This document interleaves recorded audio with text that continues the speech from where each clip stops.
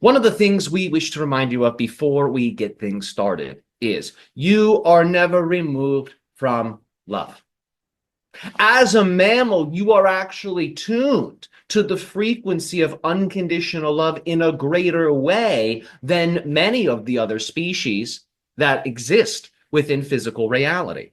Because of your warm-blooded mammalian power and your ability to mirror one another, you are able to, through that group synchrony, that group empathy, that group resonance, channel in to your species' collective mind the healing power, the enlightening power, the miraculous power of unconditional love in a way that, again, is superior compared to other species whom do not have the same type of DNA configuration, whom do not have the same type of neurology.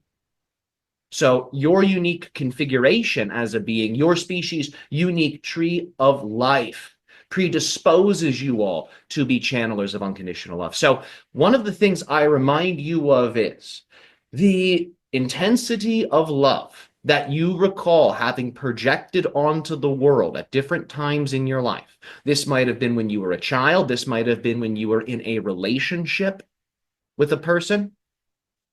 This might have been in a key moment, a key experience where a powerful doorway of love was opened.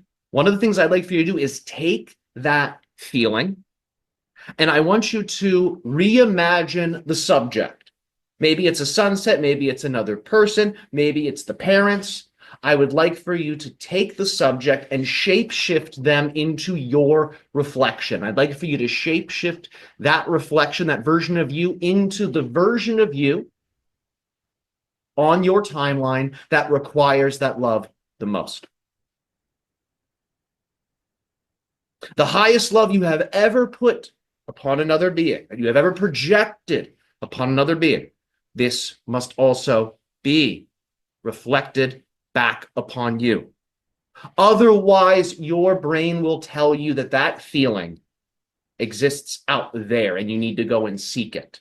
And if you follow that impulse, you will spend your whole life seeking, trying to recreate something backwards. So instead of seeking outside, take that feeling, shape-shift your imagining of the subject whom you shared that love with, and see that subject become you and the version of you that requires that love the most. And really spend time focusing on that image of you. Hold both the intensity of that feeling as you initially remembered it and your sense of connection to self until the image and the feeling become one. And from here, once the image and the feeling have become one, I want you to program what it is you have done. This imagery, this symbol of the you and the love. Give this a new script. Give this a new story. I unconditionally love and accept myself across all frequencies of time, across all realities that I simultaneously exist upon. My unconditional love is limitless. It is abundant. And it contains all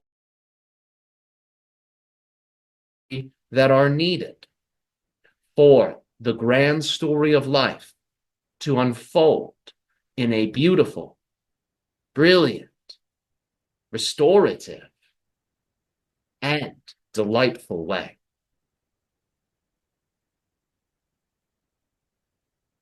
I choose this here and now, and so it is. And place into the symbol.